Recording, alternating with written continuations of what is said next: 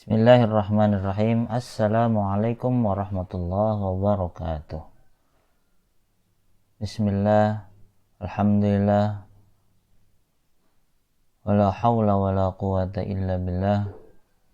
Pada kesempatan yang berbahagia ini kita dapat bertemu kembali dalam mata kuliah fikih siyasah dan jinayah, yang pada pertemuan yang kali ini kita akan mencoba untuk mengawali materi kita terkait dengan apa sih itu fikih siyasah dan jinayah. Paling tidak kita mengetahui tentang konsep fikih siyasah dulu ya, kemudian untuk selanjutnya tentang fikih jinayah ya, karena yang saya tekankan bahwasanya fikih siyasah dan jinayah ini adalah salah satu materi yang dipelajari ketika jenengan menjadi guru di madrasah aliyah. Salah satunya itu adalah tentang fikih siyasah dan jinayah. Maka memang perlu kita pelajari, walaupun secara ranah keilmuan ini masuk ke dalam fakultas syariah. Tapi ya tidak apa-apa, kita memungkinkan untuk kita pelajari. Oke, sebelumnya marilah kita mulai dengan bacaan basmalah. Bismillahirrahmanirrahim. Kali ini kompetensi dasar yang akan kita capai adalah mengabstraksikan konsep umum tentang fikih siyasah. Jadi paling tidak mengabstraksi ya, memberikan gambaran dalam pikiran kita bahwasanya fikih siyasah itu apa. Itu nanti akan kita pelajari. Paling tidak tentang fikihnya dulu ya tidak apa-apa, untuk setelahnya kita baru pelajari tentang fikih siyasah. Kalau kita lihat kata-kata fiqh siyasah, itu di situ ada dua kata, yaitu ada fikih dengan siyasah. Kalau melihat dari struktur pembentukan kata ini, fiqh siyasah ini di sana tersusun dalam idhofah atau mudhaf dan mudhaf ilaih. Fikihnya itu adalah mudhaf, siyasah mudhafun ilaihi. Fikih siyasah atau fikih tentang siyasah. Oke, kita mulai dengan kata yang pertama yaitu fikih. Apa sih itu fikih ya? Mafhumul fiqh. Kalau kita baca surat At-Taubah ayat 122, A'udzu billahi minasyaitonir rajim. Bismillahirrahmanirrahim. Wa ma kana al-mu'minuna liyanfiru kaffatan falawla nafara min kulli firqatin minhum ta'ifatun liyatafaqahu fid din wa liyunziru qaumahum idza raja'u ilaihim la'allahum yahdzarun. Ini dari surat At-Taubah ayat 122. Dalam hadis juga yang sangat familiar kita dengarkan, man yuridillahu bihi khairan yufaqihu fid din. Oke. Coba kita mulai menerjemahkan ya. Wa makanal mu'minuna, dan tidak sepatutlah bagi orang-orang mukmin itu liyanfiru kaffah, itu mereka itu pergi semuanya ke medan perang. Falawla nafara min kulli firqatin minhum ta'ifah, mengapa ya sebagian golongan mereka tidak pergi saja untuk memperdalam pengetahuan agama mereka, ya, karena di sana pastinya ada muncul di sana itu para ulama, dan juga muncul di sana adalah orang-orang yang pandai untuk berperang. Waliyunzaru qaumahum idza raja'u ilaihim la'allahum yahdharun, dan juga untuk memperingatkan apa kepada kaumnya apabila mereka telah kembali agar mereka dapat menjaga dirinya. Karena ini adalah ayat tentang berperang, tetapi semuanya itu tidak tidak diberangkatkan semuanya. Paling tidak ada salah satu dari mereka atau sebagian dari mereka untuk mempelajari ilmu agama. وَلِيُنذِرُوا قَوْمَهُمْ إِذَا رَجَعُوا إِلَيْهِمْ لَعَلَّهُمْ يَحْذَرُونَ.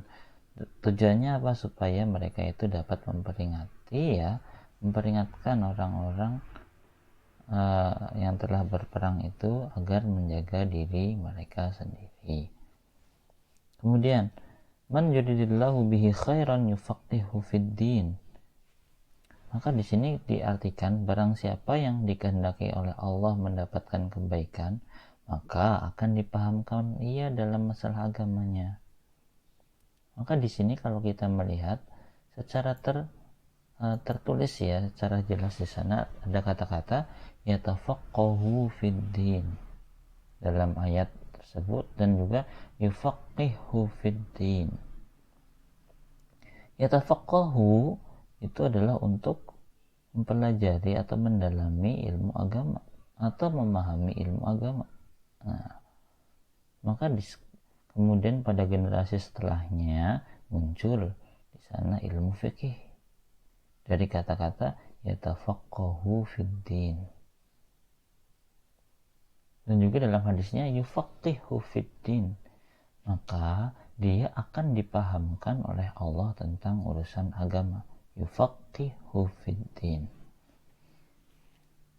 Maka di sini ilmu fikih ketika zaman Nabi itu belum ada, akan tetapi ilmu fikih ini muncul pada generasi setelah Nabi, setelah Khulafaur Rasyidin bahkan. Maka jangan lupa fikih itu adalah salah satu ilmu. Coba kita melihat tentang definisi fikih. Kalau ini yang menjadi landasan ilmu fikih itu dari Quran dengan hadis. Nah, sebelum ke sini saya akan mencoba untuk melihat posisi fikih itu di mana. Kalau kita lihat itu fikih itu berada di bisa dikatakan itu adalah tunas utamanya. Kemudian pohonnya itu atau fikihnya itu kemudian bercabang. Di sana ada fikih jinayat, siasah, muamalah, ibadah, munakahat, dan seterusnya. Tetapi yang menjadi asalnya itu adalah usulul fiqh atau yang mempelajari tentang dalil. Karena di dalam ilmu agama ini semuanya harus bersumber dari asalnya atau dalilnya. Entah itu dalil dalam artian teks ataupun yang non teks. Oke. Maka kalau kita lihat kenapa kok di sana ada perdebatan, kemudian ada perselisihan setiap para ulama? Ya karena di sana mungkin saja asalnya itu berbeda, atau dalilnya itu berbeda, atau pemahaman tentang dalilnya walaupun sama tapi pemahamannya berbeda juga bisa memunculkan berbagai pendapat tentang fikih. Oke, nanti akan kita bahas. Al-fiqhu, fiqh itu secara bahasa itu adalah al-fahmu atau paham ya. Secara istilah, al-ilmu bil ahkam syar'iyyati al-amaliyati al-muktasab min adillatiha at-tafsiriyah. Al-fiqhu atau al-fahmu tadi itu ya secara bahasa. Kemudian ketika kita pahami secara istilah, fikih itu adalah al-ilmu. Pastinya dengan semuanya sudah tahu tentang ilmu. Ilmu ini apa sih maksudnya? Kok ilmu? Ilmu itu adalah uh, yang diperoleh berdasarkan aktivitas ilmiah. Ilmu ya berbeda dengan al-wahmu atau syak, keraguan-raguan, atau apa namanya ya,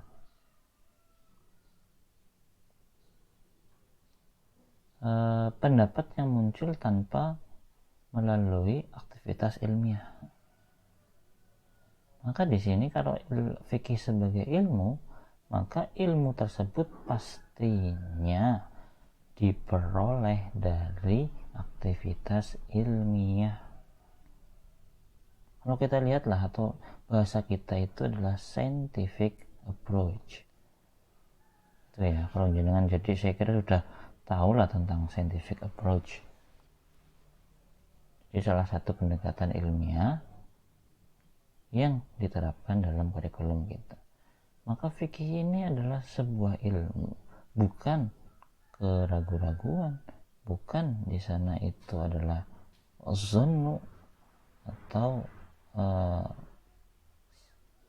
sangka gitu ya, zonnu, tetapi itu adalah al-ilmu, sesuai dengan ilmu bil ahkami syar'iyyati. Ini ilmu ya, ilmu tadi pokoknya ilmu itu didapatkan dari suatu aktivitas ilmiah. Oke. Bil ahkami syar'iyyah, yaitu tentang hukum-hukum syariat. Jadi ilmu yang mempelajari tentang hukum-hukum syariat itu adalah fikih. Walaupun nanti belum saya khususkan lagi ya. Al-ahkam jam'u hukmin. Jadi al-ahkam itu adalah sebuah kata jamak dari kata-kata hukum, atau hukum lah, kita artikan hukum. Sebuah hukum itu apa saja ya, yang biasa kita tahu lah, itu ada haram, ada mubah, ada halal, dan seterusnya. Hukum-hukum. Tapi hukum apa ini?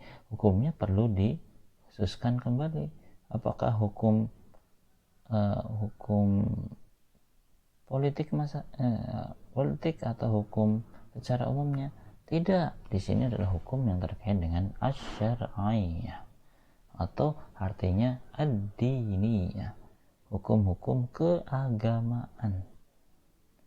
Kalau hukum-hukum keagamaan pasti sumbernya atau masdaruhu Al-Quran was sunnah an-nabawiyah, yang mana sumbernya itu dari Al-Quran dengan sunnah-sunnah Nabi, atau perilaku-perilaku Nabi, atau perkataan Nabi, atau perbuatan Nabi.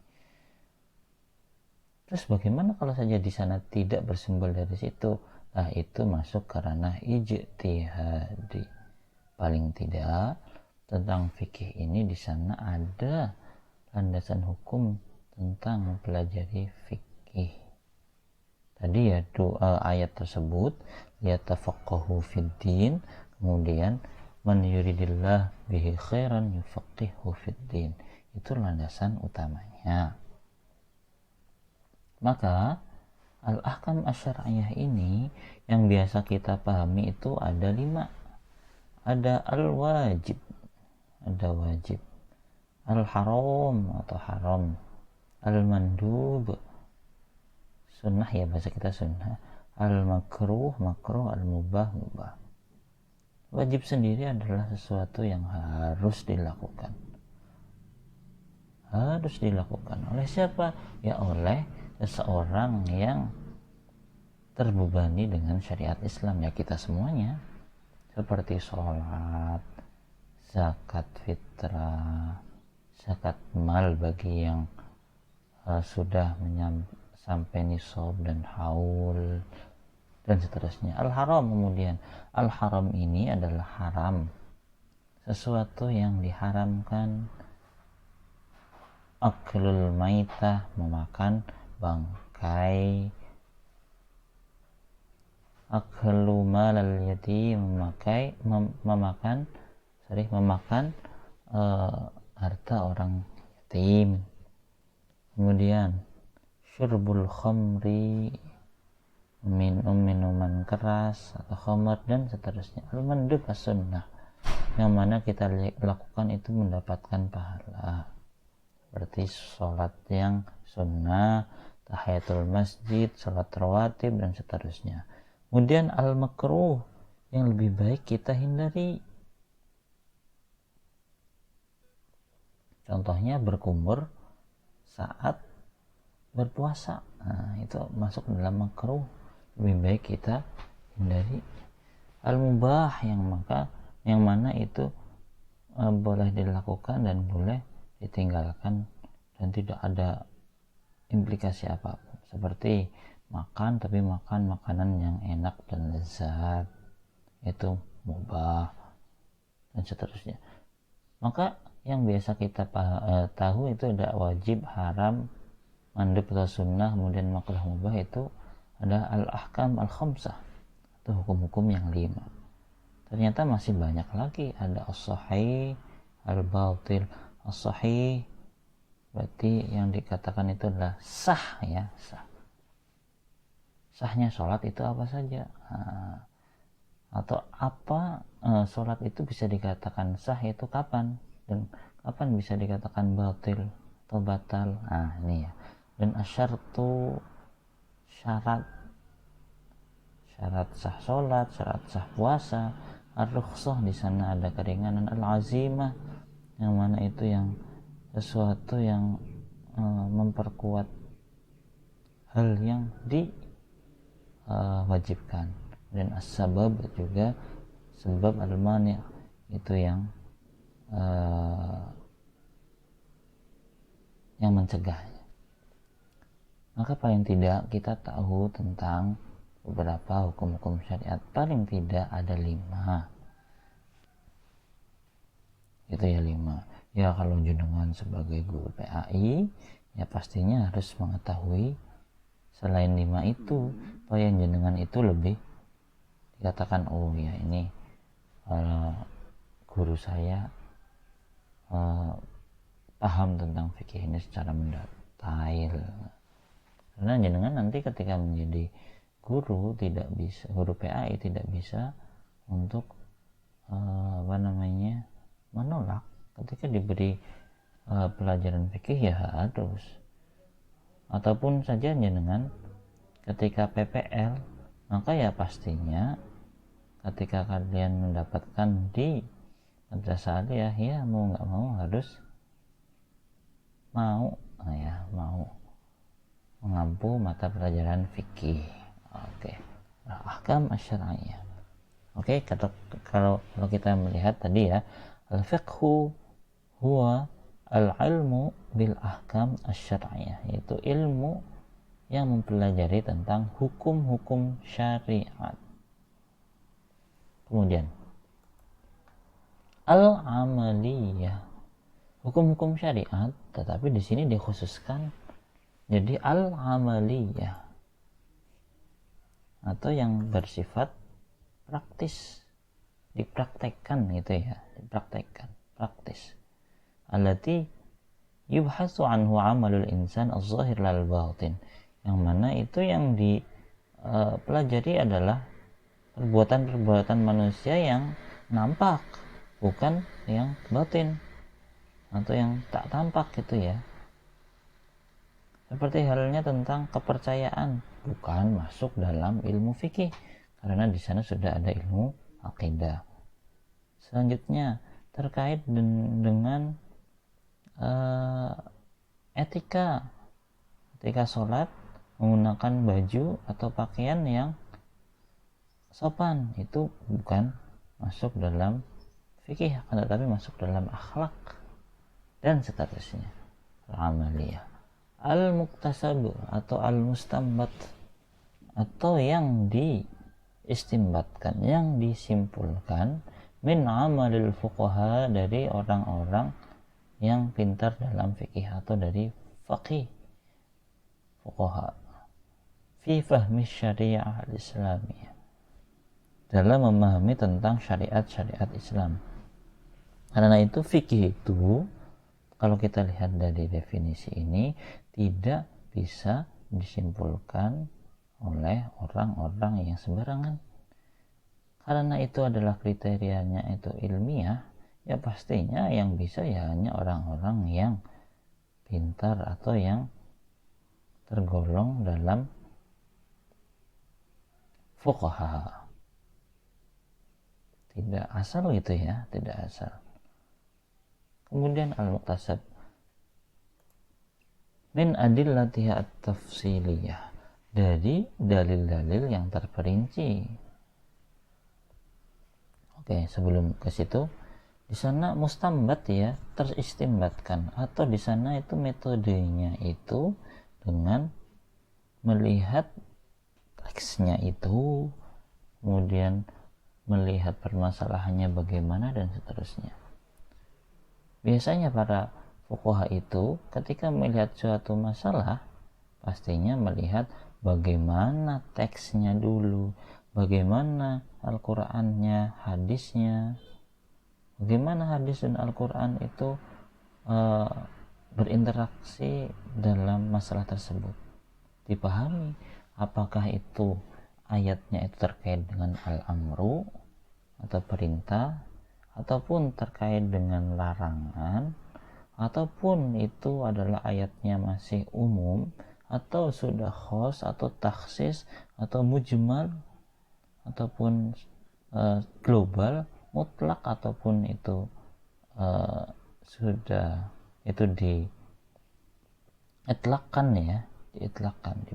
Kemudian al-mantuk juga, bagaimana itu mantuknya dan bagaimana mafhumnya. Maka setiap ulama itu akan melihat teks awalnya dulu. Kenapa? Karena dalam ilmu fikih atau ilmu syariah itu landasan utamanya pasti wahyu. Kalau tidak ada wahyu ya hadis Nabi. Kalau tidak ada ya kemudian ke ijma, ke qiyas dan seterusnya. Melihat lafadznya dulu. Kemudian setelah itu masuk ke mabahis tasyri'.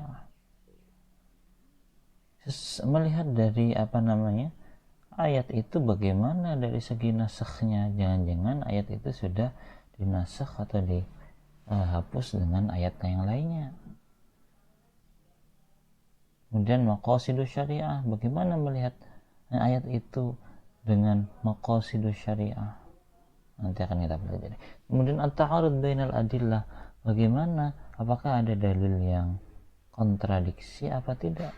Kemudian tarjih, bagaimana untuk untuk menguatkan antara kedua itu, dan seterusnya. Maka di sini amarul fuqaha, ini saya katakan lagi bahwasanya fikih itu tidak bisa dilakukan oleh orang yang sembarangan. Perlu di sana dia itu mempunyai kapasitas dalam khususnya ilmu fikih ini. Untuk setelahnya nanti akan memperluas ya, dari maqasidus syariah ini saya kira nanti akan memperluas tentang konten atau tentang dasar-dasar fikih siasah ini. Terus min adillatiha at-tafsiliyah, dalil-dalil syariat itu apa saja? Ada yang al-muttafaq 'alaiha dan ada al-mukhtalaf fiha. Itu ada yang disepakati dan ada yang masih diperselisihkan. Yang disepakati seperti apa? Al-Quran, semua ulama pasti akan bersumber kepada Al-Quran. Sunnah itu pastinya ya, karena siapa yang memperjelas Al-Quran ya pastinya Nabi. Kemudian setelah itu ijma, bagaimana kesepakatan ulama tentang itu. Kemudian qiyas juga, ini adalah yang sudah disepakati. Terus bagaimana yang masih diperselisihkan? Yang masih diperselisihkan ada beberapa ulama yang menggunakan dan ada yang tidak. Maka implikasinya nanti ketika ulama A menggunakan metode, salah satu metode contohnya al-istihsan, ulama yang lainnya tidak, maka pastinya di sana ada banyak perbedaan-perbedaan pendapat pastinya. Dan itu dalam fikih, perbedaan pendapat itu adalah sesuatu yang keharusan. Karena apa? Karena orang melihat suatu dalil itu pastinya dari berbagai aspek. Oke, ini baru sampai fikih dulu ya. Untuk siasah nanti kita akan melengkapi pada video setelahnya. Kalau kita kembali lagi,